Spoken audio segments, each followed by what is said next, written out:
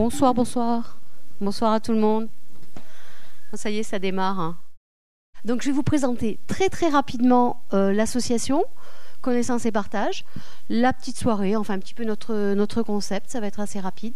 Et puis surtout tous les intervenants qui gravitent un petit peu autour de cette soirée.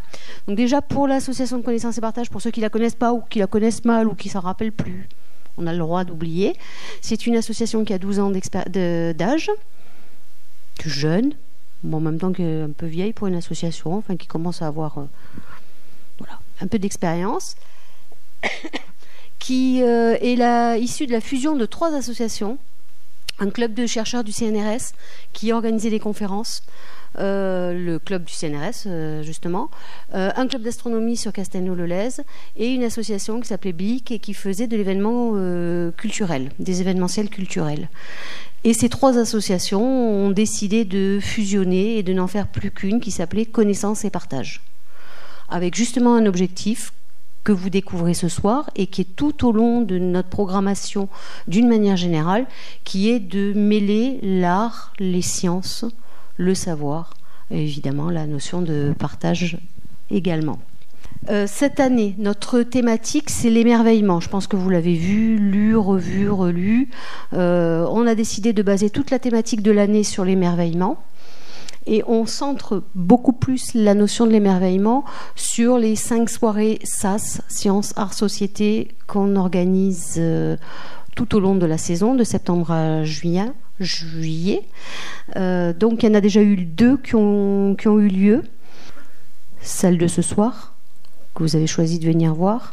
Donc justement, une anthropologie de l'émerveillement, croyances et philosophie, que je vous détaillerai tout à l'heure. On en donnera encore 2 autres au Chiasma. La prochaine, ça sera l'astronomie, la tête dans les étoiles, le 28 mars au Chiasma, avec plein de surprises autour de l'astronomie.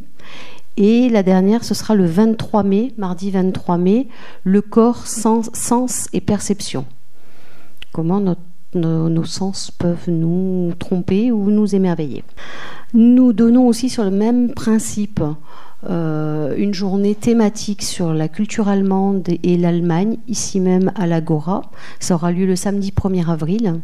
C'est en hommage à la commémoration de l'anniversaire du traité franco-allemand de 1963, mais également à la programmation de l'année de l'Agora qui porte sur l'Allemagne, puisque le titre c'est Ich liebe dich, ça veut dire je t'aime.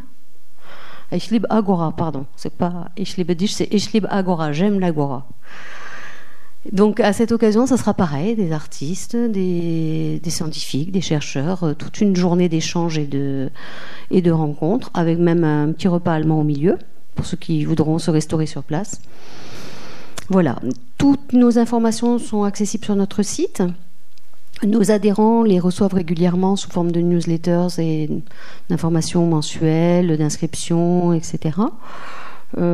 Si vous n'êtes pas adhérent, vous pouvez aller sur le site régulièrement ou dans la presse, parce qu'on est pas mal suivi aussi au niveau de la presse. Toutes nos activités sont gratuites. D'une manière générale, c'est notre principe de base. C'est comme ça qu'on a monté l'association au départ et on y tient. S'il y a une participation, c'est juste une participation aux frais. Par contre, notre association tire sa légitimité de son nombre d'adhérents. C'est comme ça qu'on peut avoir des lieux de cette splendeur-là. C'est grâce au nombre de personnes qui adhèrent et qui nous suivent qu'on peut se permettre de proposer des soirées comme ça. Donc c'est un petit appel du pied. Si vous avez envie d'adhérer, venez, on vous accueillera avec plaisir. Nos adhésions vont de 1 € à 35 € pour la plus chère. C'est quand même pas excessif non plus. Et voilà, ça remontera aussi un peu le moral de tous les bénévoles, parce qu'il y a énormément de bénévoles qui sont très très impliqués dans l'association et qui la font vivre. Maintenant, le spectacle de ce soir, on le conçoit un peu comme un spectacle, nos soirées SAS, un petit SAS dans la vie de tous les jours pour basculer sur autre chose. Donc je vous ai dit culture et philosophie de l'émerveillement. Donc nous sommes vraiment au mi-temps de notre programmation, en milieu d'année. On va interroger les sources mêmes de l'émerveillement ce soir, enfin les interroger, les questionner, les titiller, aller voir comment ça se passe.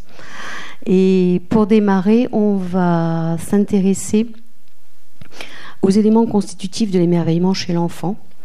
Nous allons démarrer avec Monique Perrault, qui est ici, qui est enseignante de formation et qui a été par la suite réalisatrice sur des TV éducatives. Donc il va nous expliquer un petit peu tout le déroulement de l'album jeunesse vers le film. Elle sera suivie par Michel Fruité, qui est pédopsychiatre, qui a créé 2 ouvrages, qui a réalisé 2 ouvrages. Petit Bouge, qui est un texte pour enfants, et celui-ci, Le dessin chez l'enfant en pédopsychiatrie, en psychothérapie, pardon. Voilà, donc ces 2 ouvrages sont ici en consultation ou même à l'achat. Alors celui-ci va ressortir avec des dessins d'artistes dedans bientôt. Il sera en édition limitée, il sera accessible uniquement en direct. Hein. Il ne sera pas chez un libraire.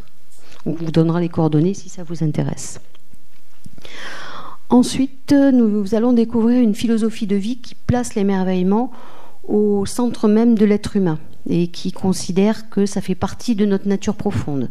Et là, c'est Alexandre qui nous parlera, qui est professeur de yoga et qui va nous parler de toute cette philosophie qui nous vient d'Inde et qui place notre capacité d'émerveillement au cœur de nous-mêmes. On va voir ce qu'il nous en dira. Et tout au long de la soirée, vous les voyez déjà, elles sont là, 3 danseuses de la compagnie Jackie Tafanel, qui s'étirent, qui font des improvisations,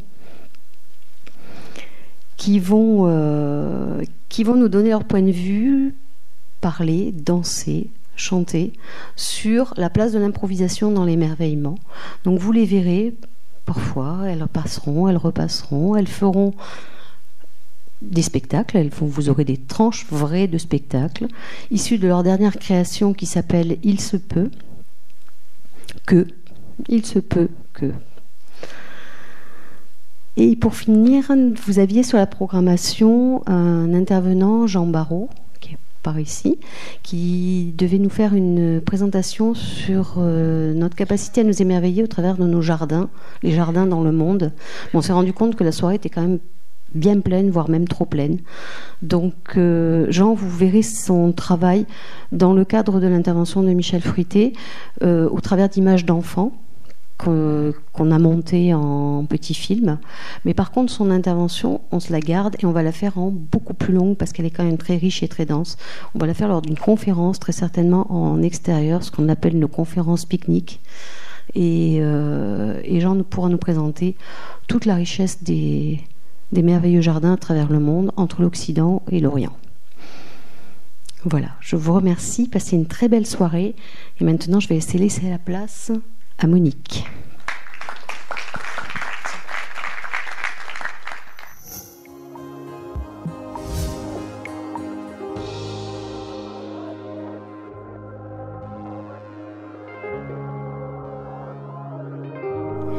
Il ne s'agit pas, comme dans les dessins animés de divertissement, de décliner les différents personnages en des dizaines d'épisodes, mais chaque réalisation s'adapte au graphisme spécifique de chaque illustrateur.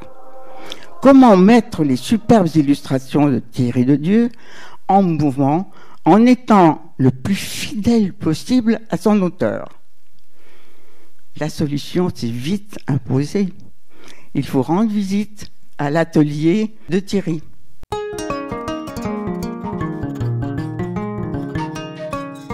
Thierry crée tout d'abord l'histoire et la dessine ensuite. Avec mon équipe, Didier Thomas, graphiste, et Patrick Rabeyal, musicien, nous nous rendons dans l'atelier de Thierry Dedieu. Voilà. Il accepte d'exécuter devant nous, sur la toile, une des illustrations de l'album. Waouh! Devant nos yeux fascinés, à grands coups de fusain, naît Yacouba. C'est magique.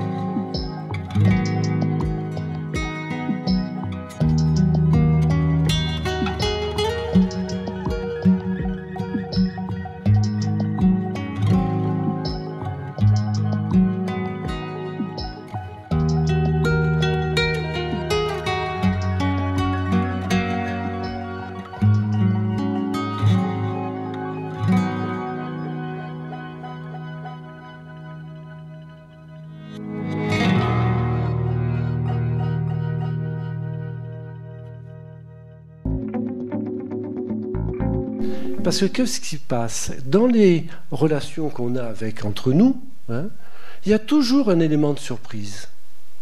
Vous ne pouvez jamais anticiper comment les choses vont se passer. Vous êtes toujours surpris par celui que vous rencontrez en face. Il y a quelque chose d'une richesse qui est absolument extraordinaire. Le monde réel est bien plus riche que tous les films qu'on peut vous montrer. D'une part parce qu'il y a tous les sens qui sont en éveil, et après il y a tout ce qui est de l'interaction. L'interaction, elle est en boucle. Hein, c'est interaction. Hein. Voilà. Et ça, c'est ce qui construit les petits. Et notre émerveillement, justement, par rapport à ce petit qui arrive, c'est justement de l'aider à construire. Alors, comment se construit l'émerveillement chez les petits? Bon, on n'en sait pas trop, mais on peut toujours s'amuser à essayer d'imaginer. Elle se construit justement en miroir. Les émotions, quand un petit arrive, on voit des enfants qui naissent et 2-3 heures après, ils se mettent à sourire.